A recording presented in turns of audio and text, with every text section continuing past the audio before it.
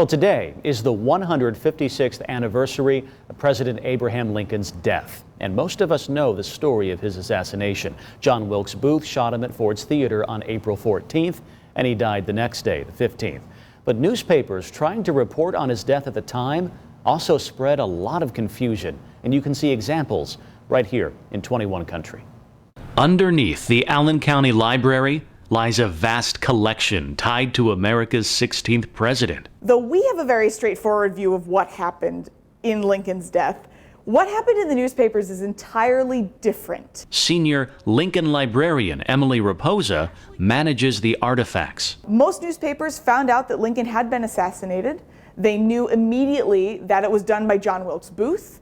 He was a very popular, kind of a heartthrob actor, but the newspapers get a little fuzzy after that. For example, the 2 a.m. edition of the New York Herald had prematurely reported that Lincoln had already died, as well as a plot to take out the Vice President, Andrew Johnson, and the Secretary of State, William Seward. At this point, actually, Seward is pronounced dead as well. Seward didn't die, and he wouldn't die. Editors ran an update, but they didn't do that for 12 hours. The original story runs exactly as it was, mistakes and errors and all, but now it has a postscript that updates death of the president.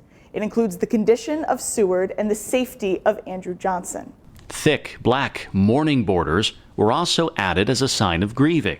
After Lincoln's death, Johnson would become president, but that news wouldn't even make the first 4 pages. Once all the information about Lincoln's death has been published, the hunt for Booth starts right away. Newspapers offered team coverage and stories on every angle of the assassination, even Booth's escape route from the theater. Lincoln's funeral train would actually pass through multiple cities, including Indianapolis. Tens of thousands waited in the rain just to get a glimpse at the president before he went to Chicago and then was buried in his final resting place in Springfield. With the confusion clearing in the days to follow and Andrew Johnson becoming president, one of America's most notorious criminals would succumb to an ironic death. Booth is actually shot in an on-fire barn, and he dies there of very similar wounds to Lincoln's actual head wound. And reporters across the divided states would unite during the chaos. But it's a lot of condemning Booth for what he did, including the South, who now realized they had to deal with Johnson instead of with Lincoln. It's interesting to see the different writing perspectives, and yet they're all still focusing around the same concept of the fallen president. Well, that display there from Lincoln's time will soon be available for you to see. Construction on the Rowland Center for Lincoln Research is expected to be finished later this spring at the Allen County Public Library.